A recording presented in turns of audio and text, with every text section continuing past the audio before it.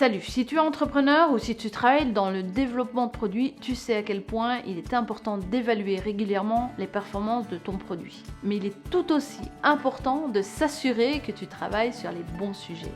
Dans cette vidéo, je prends un peu de hauteur et je te parle de la priorisation de tes chantiers en fonction de ta cible.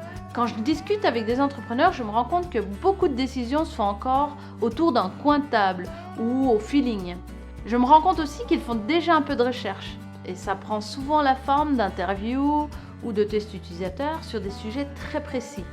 L'idée est de voir si ce qu'ils font est utile, s'il y a des frustrations ou des besoins utilisateurs sur un sujet défini.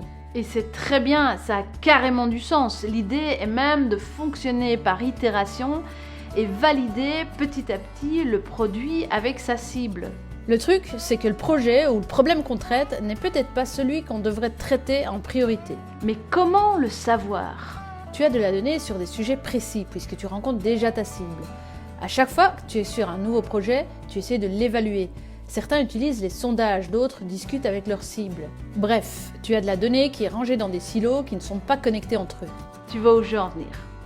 Si tu connectes toutes ces données entre elles, tu vas pouvoir avoir une vision plus globale des besoins et frustrations de ta cible.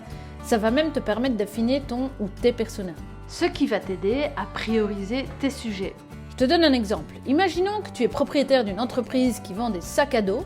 Tu as déjà fait des entretiens et des tests utilisateurs pour savoir comment améliorer ce sac de voyage pour femmes. En connectant toutes tes données aux autres infos que tu as pu récupérer par le passé, donc quand tu as testé par exemple le sac de balade, le sac de grande randonnée ou encore le sac de sport, tu découvres que tes clients sont principalement des personnes qui cherchent des sacs à dos qui sont confortables car ils sont tous généralement utilisés pour des longues marches. Tu pourrais donc prioriser le sujet du confort au niveau par exemple des sangles de hanche et des bretelles plutôt que de créer un nouveau sac ou ajouter des poches sur un sac existant.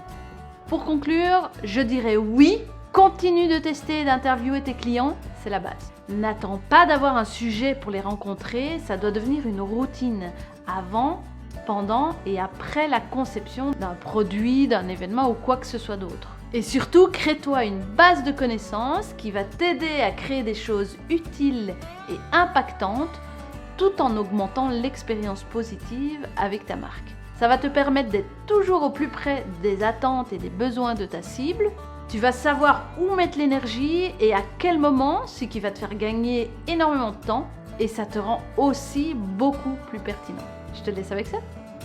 À très vite.